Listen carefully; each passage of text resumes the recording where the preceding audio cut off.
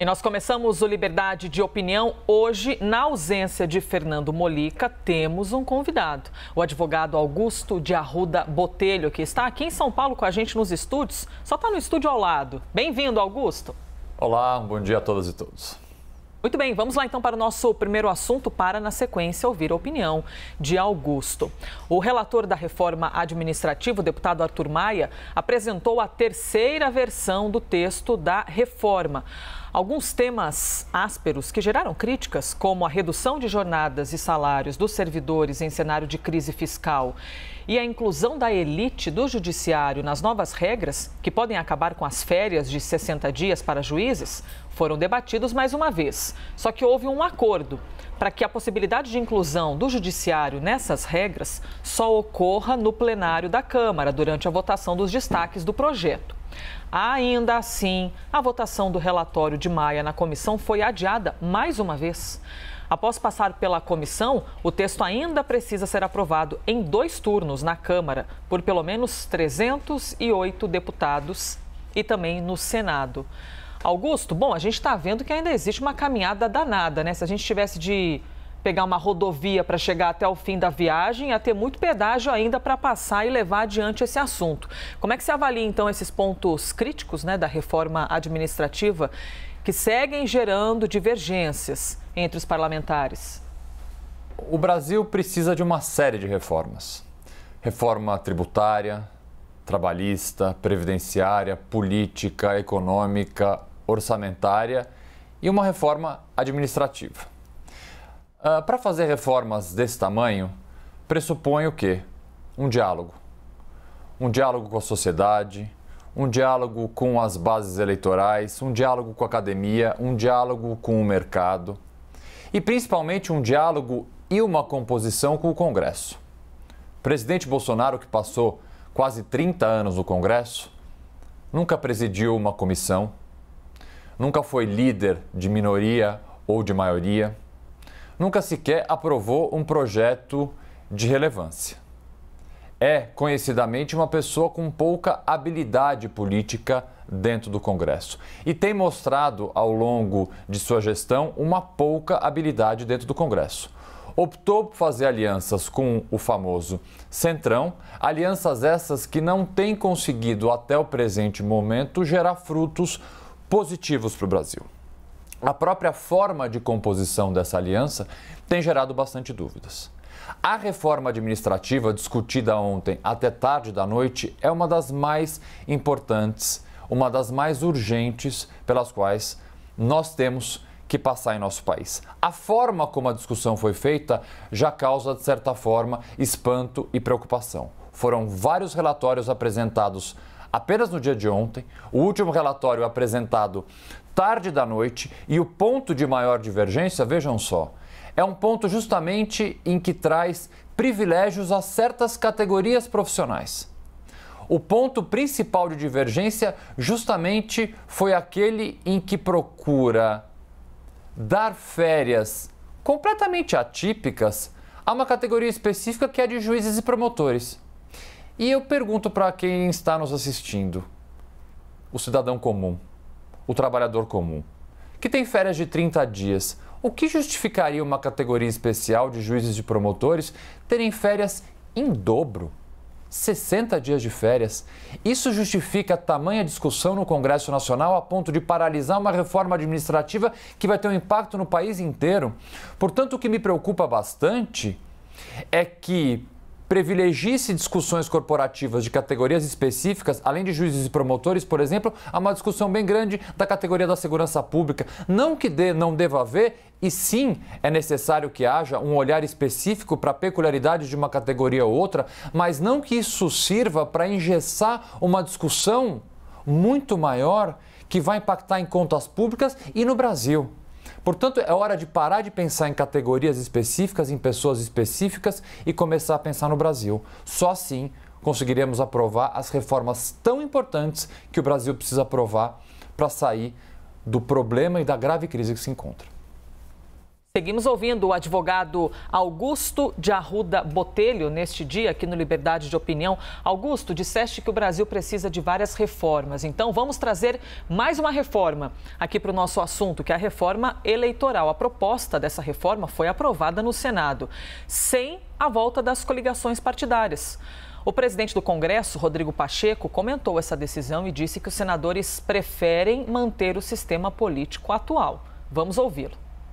O que se apresenta como a realidade é que a maioria do Senado tem a tendência de manter o sistema político atual, sem as coligações partidárias, com a cláusula de desempenho, para que no futuro nós tenhamos menos partidos políticos e, com isso, uma representatividade política maior. Vou trazer mais uma pitada de informação aqui, porque de acordo com uma apuração da CNN em Brasília, essas mudanças teriam aprofundado a irritação da Câmara com o Senado e alguns deputados entendem que foram desmoralizados.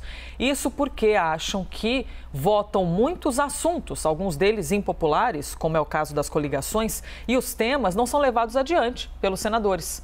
Esse ruído entre as casas é tão grande que muitos deputados já falam em não votar projetos que sejam de iniciativa e interesse dos senadores. Augusto, parece até um absurdo falar isso, né? Compreender como funciona intimamente esse vai e vem ali entre senadores e deputados. Então se eu não jogo, ninguém joga, a bola está comigo, se eu não brinco, ninguém brinca. É mais ou menos assim. Como é que você avalia esse ruído entre as partes parlamentares? Parece um absurdo, não. É efetivamente um absurdo. O Brasil não precisa apenas de reforma, o Brasil precisa de consenso. O Brasil precisa evoluir, o Brasil precisa enfrentar a grave crise econômica que atravessa. E nós não faremos isso com uma disputa que é uma disputa corporativista, mais do que isso, é uma disputa corporativista eleitoral. Porque, vejam bem, o único ponto de divergência na reforma eleitoral diz justamente respeito a coligações. A aprovação ontem da PEC se deu por ampla maioria no Senado. Em primeiro turno foram 70 votos contra 3, em segundo turno 66 votos contra 3, ou seja, uniu oposição e situação no Senado, ao passo que na Câmara a única divergência que há justamente trata do ponto específico da possibilidade ou não de coligações que obviamente impactam deputados na próxima eleição. E esquece-se, por outro lado, pontos extremamente positivos dessa reforma eleitoral, como, por exemplo, o peso 2 de candidaturas e de repasse do fundo eleitoral e partidário para candidaturas de mulheres e de negros.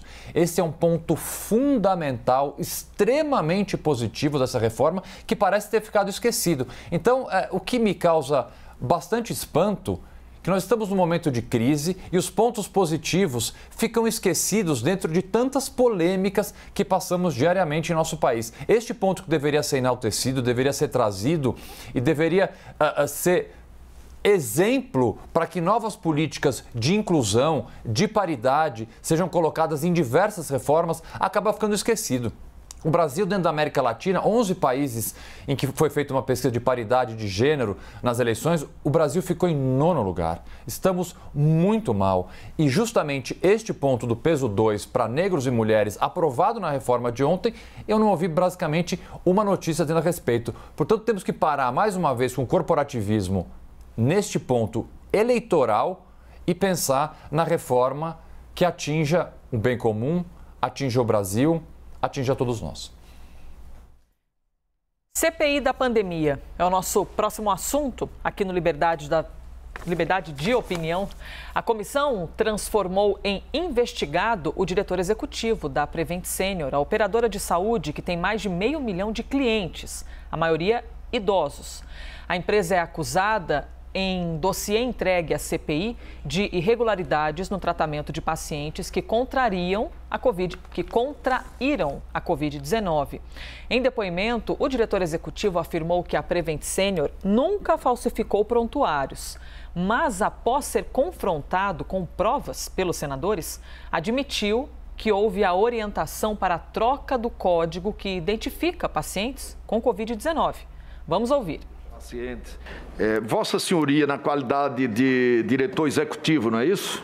Médico, diretor executivo médico. Médico. Determinou que os médicos da rede da Prevent Senior fossem orientados a evitar que a declaração de óbito dos pacientes tivesse como causa a Covid-19? De modo algum. Eu peço para exibir essa mensagem aí, por favor. Perfeito, a mensagem é clara. Todos os pacientes com suspeita ou confirmados de Covid, na necessidade de isolamento, quando entravam no hospital, precisavam receber o B34.2, que é o CID de Covid, e após 14 dias ou 21 dias para quem estava em UTI, se esses pacientes já tinham passado dessa data, o CID poderia já ser modificado porque eles não representavam mais risco para a população do hospital. Uma vez que eles já tinham... O senhor, como médico, é inacreditável. Isso é Por que inacreditável, senador? O senhor realmente não tem condição de ser médico com a desonestidade. Senador, por favor. Sinceramente, por favor, modificar um código de uma doença é um crime. Bom, esse momento que vocês viram aí, essa afirmação, levou Pedro Batista Júnior a ser inserido na lista de investigados da comissão. E a CPI também questionou inúmeras outras questões, mas especificamente as suspeitas de que a Prevent Senior tenha ocultado mortes de pacientes com Covid-19 em um estudo com o kit Covid realizado no ano passado, lá por março de 2020, como é o caso do médico pediatra e toxicologista Anthony Wong, que era um entusiasta do kit Covid. Ele faleceu em janeiro deste ano em um hospital da Prevent Senior. A causa da morte divulgada foi parada cardiorrespiratória. Só que, em uma reportagem publicada pela revista Piauí, essa reportagem afirma que o médico foi internado por complicações causadas pela Covid-19, informação que foi omitida do atestado de óbito. Augusto, são tantas informações, né, tantas peças desse quebra-cabeça que é até difícil escolher um foco assim do que lhe questionar. Mas quanto a ele ter sido colocado como investigado, como é que se avalia essa decisão especificamente da CPI? As acusações que pairam sobre a Prevent Senior, seus diretores e funcionários, são gravíssimas. São acusações acompanhadas de provas bastante robustas, depoimentos de pessoas que estiveram dentro da empresa e de seu mecanismo. Mas é sempre importantíssimo lembrar que em nosso país nós ainda temos uma coisa chamada presunção de inocência. Até que haja uma sentença penal condenatória transitada em julgada, ou seja, sem que haja um recurso cabível dessa sentença, a presunção de inocência deve vigorar. Estamos ainda tratando de investigações preliminares dentro de uma CPI. A bem da verdade, o Ministério Público também investiga esse fato, mas são investigações preliminares. Apesar de graves, apesar de contundentes, temos que sempre observar a presunção de inocência. Essa diferença que a CPI muitas vezes faz entre investigados e testemunhas, ela só serve exclusivamente para tentar evitar que habeas corpus sejam empreitados para garantir o direito ao silêncio. Porque sabe-se muito bem que a diferença entre testemunhas e investigados é muito pequena. Portanto, eu não vejo diferença prática, do ponto de vista prático, dessa condição, até porque uma CPI, ela é diferente de uma investigação judicial, de uma investigação policial. Portanto, entendo que esta diferença é mais um jogo de cena, é uma diferença mais simbólica do que efetivamente prática. Essa CPI, ela tem uma diferença, uma peculiaridade que é importante a gente frisar aqui. Ao contrário de CPIs normais, que investigam fatos que já estão sob investigação em outros órgãos, como Polícia Federal, Ministério Público, essa CPI investiga fatos que parece que ninguém quer investigar. Portanto, ela é extremamente importante, tem cumprido um papel essencial de desnudar indícios de corrupção, sim, indícios de outros crimes comuns e crimes de responsabilidade, inclusive praticados por membros do governo federal. É uma CPI que deve ser prorrogada, deve ser incentivada e deve investigar a fundo os fatos gravíssimos que têm sido colocados diariamente à mostra de toda a população. Obrigada pela gentileza de ter vindo hoje aqui ao Liberdade de Opinião. Bom dia para você. Bom dia a todos, foi um prazer.